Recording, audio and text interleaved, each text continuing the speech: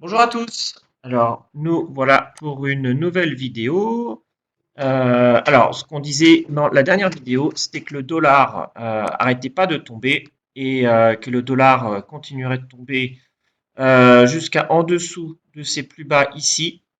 Et c'est ce qui se passe. Là, il y a eu un petit rebond sur cette zone-là. Les zones là, ça risque encore de tomber plus bas. Il y a quand même les zones d'achat sont quand même plus bas et on peut voir qu'en fait là c'est assez flagrant. Il y a en fait au niveau du carry trade, les gens qui empruntent à l'étranger pour investir aux États-Unis, en fait ça s'est inversé et on est dans une période où les gens ont vendu les obligations et les actions aux États-Unis et bah, les actions partout, mais surtout au niveau des obligations. Ils ont vendu les obligations américaines pour racheter les obligations à l'étranger. C'est comme si ils remboursaient un petit peu ce qu'ils avaient emprunté, mais je pense que ça va être de courte durée, parce que déjà le dollar là, il va bientôt atterrir dans des zones d'achat qui vont le faire remonter. Et le graphique, on va aller voir déjà les obligations. Là, ça c'est l'ETF pour les obligations américaines. On voit que là, ces derniers temps, toute la chute des actions, les ETF les obligations sont vachement tombées.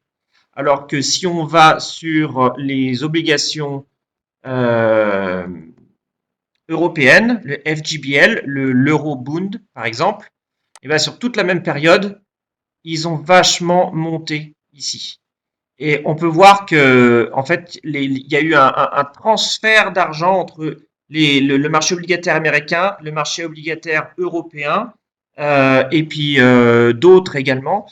Il y a le marché du yen dollar qui est super important parce que le plus gros carry trade qui est dans le monde, c'est emprunter des yens pour les investir en dollars. Et on peut voir que le yen, le JPY USD, il n'a pas arrêté de monter sur toute cette période-là.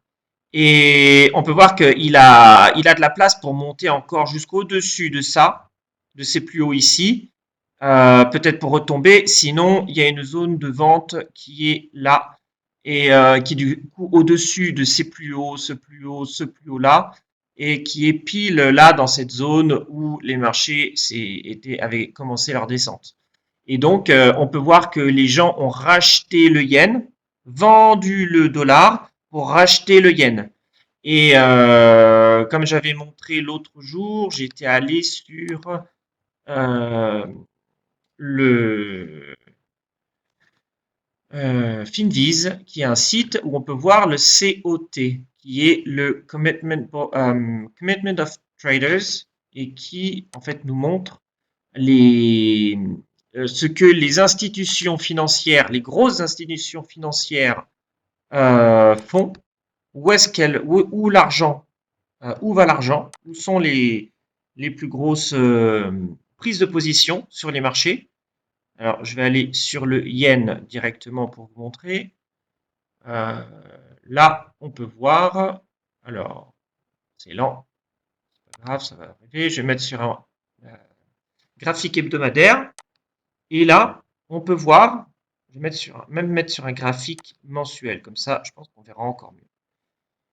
Vous allez voir de quoi je parle. Et c'est assez flagrant que alors que le yen est en train de remonter, là, le COT, la ligne verte, c'est les prises de position des institutions, des commercial hedgers. C'est les grosses institutions, ça. Et donc, on voit que depuis que le yen n'a pas arrêté de monter, eh ben, ils sont net vendeurs. Ils n'ont pas arrêté de vendre, vendre, vendre, vendre. Et ici, ils sont à un niveau de position le plus extrême depuis. C'est quoi le début du graphique ici? C'est 2001-2000, début des années 2000. Ils n'ont jamais été aussi net vendeurs sur le yen que depuis le début des années 2000, ici. Là, on peut voir, cette zone ici où c'est largement en dessous de tout ce qui a pu être auparavant. Donc, il faut pour voir que là, en général, ils ont la grande majorité du temps raison. Lorsqu'ils sont net acheteurs, bah, pas longtemps après, il y a une remontée du yen.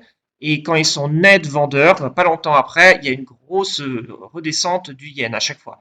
Vous voyez, là, le yen était monté. Ici, ils n'avaient pas arrêté de prendre des prises de position à la vente.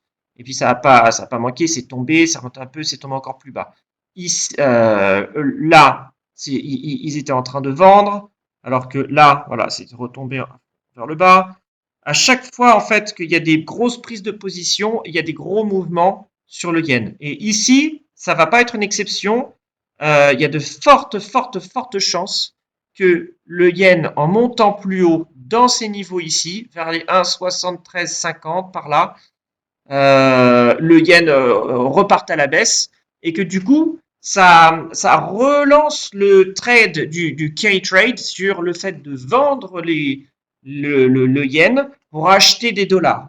Et donc, du coup, à ce moment-là, lorsque le yen va arriver dans ces niveaux ici, s'il y arrive jusque-là, après peut-être qu'il va rester par là pendant un petit bout de temps avant de remonter, mais je pense que la question, c'est pas s'il y arrive, mais quand il y arrive, et ben on va voir que le yen retombera, avec toutes ces prises de position, le yen retombera, le dollar va remonter, et du coup, les obligations américaines vont remonter avec, les taux d'intérêt rebaisser, et les actions, le réinvestissement en fait du carry trade du yen au dollar et dans les marchés plus à risque va être à nouveau sur pied. Et à mon avis, à ce moment-là, les marchés remonteront. Donc ça, c'est vraiment un graphique super important. Là, tu vois, voilà. Donc cette zone où ils étaient ultra vendeurs, c'est vraiment plus ça monte et plus ils sont vendeurs. Là, en fait, ils n'ont jamais été autant vendeurs depuis les plus de 20 dernières années sur le yen.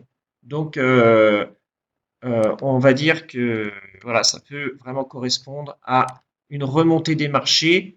Moi, je pense que les marchés risquent, avec le yen qui continue de monter et le dollar qui continue de descendre, sur cette situation économique actuelle, enfin financière, ça peut refaire tomber les actions.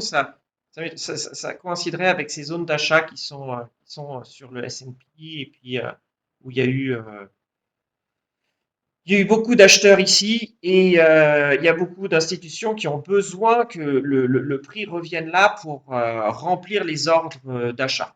Et donc, une fois que tout sera retombé par là, si ça y retombe et quand ça y retombe, alors le déséquilibre d'acheteurs à vendeurs sera en faveur des acheteurs pour qu'il y ait un rebond et puis un renouveau sur la prise de risque. Donc voilà, à voir ce qui va se passer. Pour l'instant, les marchés aujourd'hui euh, ils sont un tout petit peu dans le vert parce qu'ils étaient remontés. Enfin, ça, c'est les futurs. Donc à voir. C'est possible qu'ils remontent un petit peu avant de redescendre. Mais je n'irai pas acheter en espérant que les marchés remontent jusque-là directement. Il n'y a rien qui est joué. Trump, il s'amuse à faire, il y a les tarifs, il n'y a plus les tarifs, il y a les tarifs, il n'y a plus les tarifs.